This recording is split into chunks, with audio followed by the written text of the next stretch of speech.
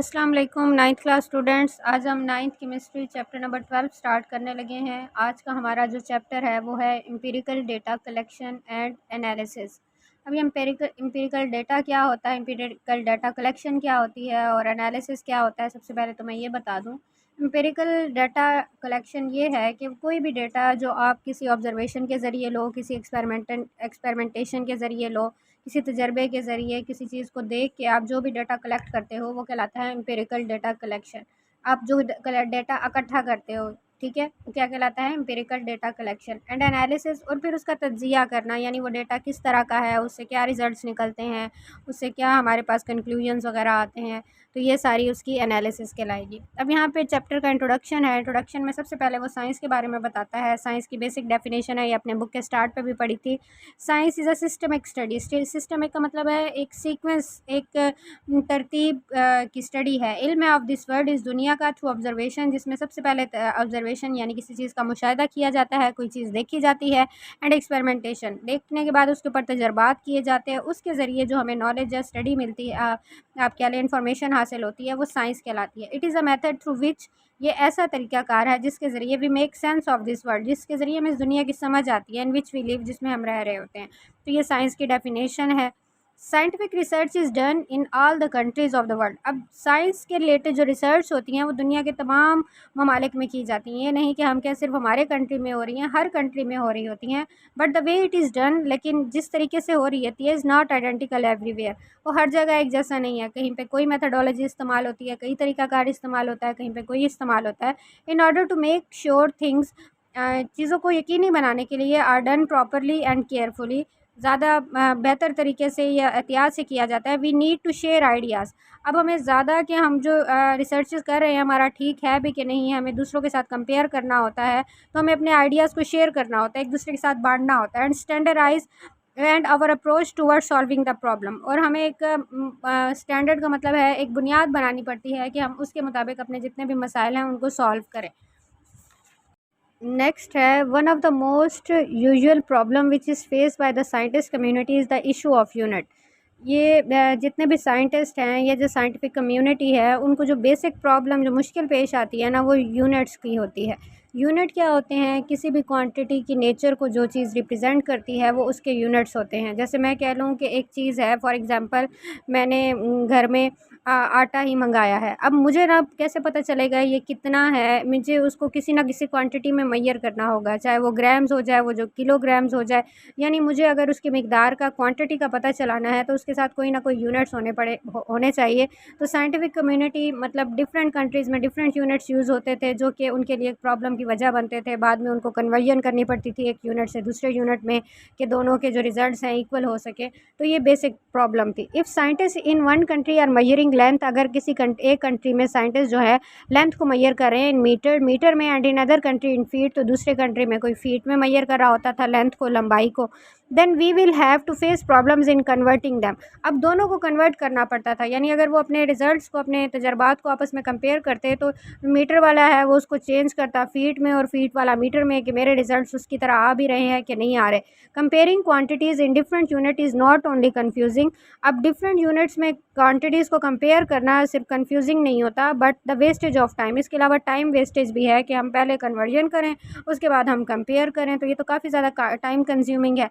For the reason mentioned above, scientist have agreed to adopt a standard and user friendly units called SI और system international unit.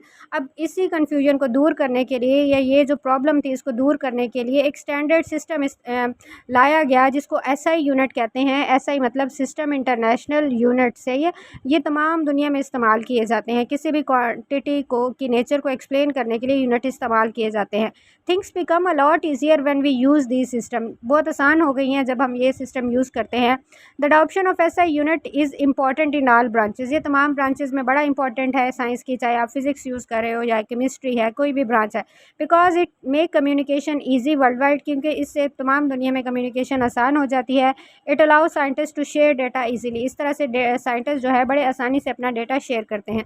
अब आपने यहाँ से करना है, ऐसे यूनिट्स आर प्रेफर्ड, ये ज़्यादा प्रेफरेबल है, ज़्यादा तरजीह दी जाती है because they reduce the number of conversion, क्योंकि इसमें कन्वर्जन्स नहीं करनी पड़ती टू कोऑर्डिनेट इन्फॉर्मेशन, कि आप आपस में इन्फॉर्मेशन को शेयर करो। ऐसे यूनिट यूज़ बेस 10, इसमें बेस 10 होती है, चीज़ की जो बेस है वो 10 के साथ बताई जाती है। फॉर एग्जांपल मैं कहती हूँ कि अगर एक क्वांटिटी है वो 1 है, ठीक है, 1 आपने बतानी है तो 10 की पावर 0 लिख दोगे तो वो बन जाएगा 1। अब आपने 10 है, किसी चीज़ को आपने 10 बताना है तो 10 की पावर 1 10 के बराबर होगा। कोई चीज़ 100 है तो 10 की पावर 2 बन जाएगा, कोई चीज़ 1000 है तो 10 की पावर 3 बन जाएगा। तो नंबर सिस्टम में आप सबकी बेस क्या है, 10 के साथ यूज़ करते हो। So it is much easier to learn, resemble and convert this unit. ये बहुत आसान होता है कि आप इन यूनिट्स को समझो और इसको याद रखो। The units are based on a definite and precise standard, ये बड़े एक्यूरेट होते हैं। ऐसे यूनिट्स आर इंटर रिलेटेड, ये आपस में रिलेट भी किए जाते हैं। That one unit is drive from other unit, यानी इस तरह से है कि आप एक यूनिट से दूसरा यूनिट भी ड्राइव कर सकते हो। अब यहाँ पे कुछ इंटरेस्टिंग इन्फॉर्मेशन है, इसमें कुछ दुनिया में इस्तेमाल होने वाले एसआई यूनिट्स हैं। इसमें international system of unit SI unit system जिसको आप कहते हो, एक सेंटीमीटर ग्राम सेकंड या सिस्टम ऑफ यूनिट है, सीजीएस सेंटीमीटर ग्राम सिस्टम, ठीक है। और metre kilogram second system, MKS metre kilogram second system, S for second and S system, empirical system of unit. ये कुछ सिस्टम्स हैं, ठीक हो गया। नेक्स्ट है कि SI units are used almost everywhere in the world. ये जो एसआई यूनिट्स हैं ये दुनिया में हर जगह इस्तेमाल किए जाते हैं। सिस्टम इंटरनेशनल यूनिट्स जो हैं, इसका फ़ायदा क्या है? It allows scientist to use a single standard in exchanging scientific data. इसका ये फ़ायदा है कि जो साइंटिस्ट हैं जब अपना साइंटिफिक डेटा जो एक्सचेंज कर रहे होते हैं, एक दूसरे के साथ शेयर कर रहे होते हैं कि मेरे ये रिजल्ट्स निकल रहे हैं, तो एक स्टैंडर्ड होता है, यानी उन सब के जो रिजल्ट्स होते हैं एक स्टैंडर्ड यूनिट्स में होते हैं। This fact brings accuracy.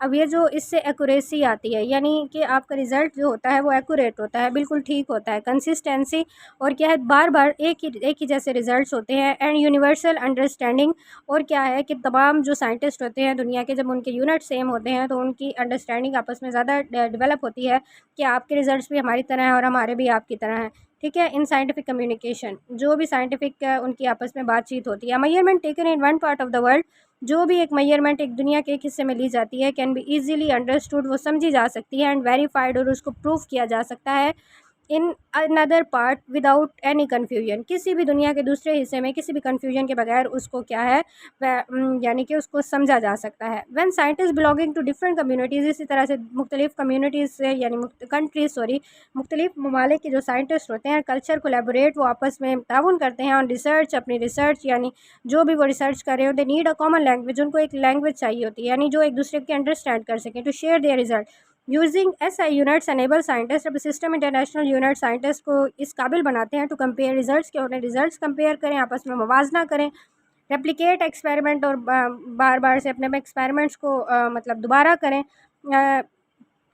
And take benefits of each other work, और एक दूसरे के काम से इन कंक्लूजन, अब नतीजा ये निकलता है जो हमने ऊपर डिटेल से पैराग्राफ पढ़ा है। We can say that SI units, जो सिस्टम इंटरनेशनल यूनिट्स हैं, allow scientist to work together, वो साइंटिस्ट को इजाज़त देते हैं कि वो इकट्ठे मिलकर काम करें, इफ़ेक्टिवली, ज़्यादा मौसर तरीके से, एडवांसिंग, बढ़कर, द फ्रंटियर्स ऑफ और नॉलेज, यानी जो इल्म की जो सरहदें हैं वहाँ तक बढ़ें, ठीक है, सरहदों को पार करें। ऑल दिस इंश्योर्स, ये यकीन दिलाता है, सेफ्टी, तहफ़्फ़ुज़ का, रिलेबिलिटी का मतलब ये होता है कि आप बार बार कोई तजर्बात करो और उसके सेम रिज़ल्ट्स आपके पास आएँ, ठीक है। रिप्रोड्यूसिबिलिटी, यानी कि आप अगर बार बार तजर्बात कर रहे हो और वो डिफरेंट साइंटिस्ट वो तजर्बात कर रहे हो और फिर वो डिफरेंट कंडीशंस में कर रहे हैं और सेम रिज़ल्ट आएँ, तो वो रिप्रोड्यूसिबिलिटी कहलाता है, एंड प्रोग्रेस और तरक्की की तरफ लेके जाता है। तो ये था सारा टॉपिक, इसमें से कोई इंपॉर्टेंट शॉर्ट क्वेश्चन तो नहीं है। तो इसके अलावा ये ऐसे यूनिट, इसकी बेस क्या होती है और ये किस तरह से बेनिफिशियल है, और कुछ कॉमनली सिस्टम यूनिट्स जो हैं वो कौन कौन से हैं। आगे एक्सरसाइज है, what is the difference between reliable and reproducible result. तो मैंने इनके आंसर्स लिख दिए हैं। रिलायबल रिजल्ट्स कौन से होते हैं? Reliable results mean consistently getting the same results. Consistently का मतलब होता है बार बार, रिपीटेडली, ठीक है, एक जैसे रिजल्ट्स यानी नताइज हासिल करना one मयरिंग the same thing repeatedly. यानी अगर आप फॉर एग्जांपल कोई भी चीज़, फॉर एग्जांपल एक लिक्विड है उसको मैयर कर रहे हो, ठीक है, ये कितना है, बार बार वही आपके पास आ रहे हैं, फॉर एग्जांपल ये इतना लीटर है या मिलीमीटर है, तो इंडिकेटिंग कंसिस्टेंसी ये क्या है कि बार बार एक जैसे रिजल्ट्स आने को शो करता है अंडर डिफरेंट कंडीशंस। ठीक है, सॉरी इधर डिफरेंट नहीं, सेम कंडीशंस। यानी मैं ही हूँ, मैं एक ही बर्तन के अंदर कोई चीज़ मैयर कर रही हूँ, बर्तन तो नहीं यहाँ पे यूज़ होगा, कोई ना कोई इंस्ट्रूमेंट यूज़ होगा लाइक बीकर वगैरह समथिंग, ठीक है, और बार बार मेरे पास सेम रिजल्ट आ रहा है क्योंकि मैं यूनिट सेम यूज़ कर रही हूँ। ये रिलायबल रिजल्ट होता है। और रिप्रोड्यूसिबल रिजल्ट सेम यही है कि सेम रिजल्ट हासिल होना लेकिन डिफरेंट कंडीशंस में। यानी वो जो उस लिक्विड को मैयर किया जा रहा है, कभी वो कोई साइंटिस्ट मैयर कर रहा है, कभी कोई और डिफरेंट लैब्स में मैयर किया जा रहा है, तो ऐसे रिजल्ट्स को हम कहते हैं रिप्रोड्यूसेबल रिजल्ट्स। अगला क्वेश्चन जो है वो है हाउ ऐसा units have brought harmony. Harmony कहते हैं हम आंगी को, यानी आपस में अंडरस्टैंडिंग को कैसे डेवलप किया है इन द साइंटिफिक कम्युनिटी। ऐसा यूनिट्स ने कैसे हारमनी डेवलप की है। ऐसा यूनिट्स फोस्टर्ड मतलब बढ़ाया है हारमनी मांगी को in the scientific community by providing a unified and universally accepted system. यानी एक इत्तेहाद भरा, यानी जिस पे सब एग्री हैं, ठीक है, ऐसा सिस्टम दिया है मेजरमेंट्स का, नापतोल का, फैसिलिटेटिंग का मतलब है बढ़ाना, क्लियर कम्युनिकेशन, उनके दरमियान में जो कम्युनिकेशन जो बातचीत है उसको बड़ा वाजिया कर दिया गया है। यानी अब ये नहीं है कि कोई साइंटिस्ट कहे कि मैंने तो ऐसे मैयर किया था, दूसरा कहे मैंने ऐसे किया था, सबके यूनिट्स क्या हैं, कॉमन है। तो ये था हमारा आज का टॉपिक। उम्मीद करती हूँ आपको समझ आ गई होगी। मिलते हैं नेक्स्ट लेक्चर में, तब तक अपना ख्याल रखिएगा। अल्लाह हाफिज़।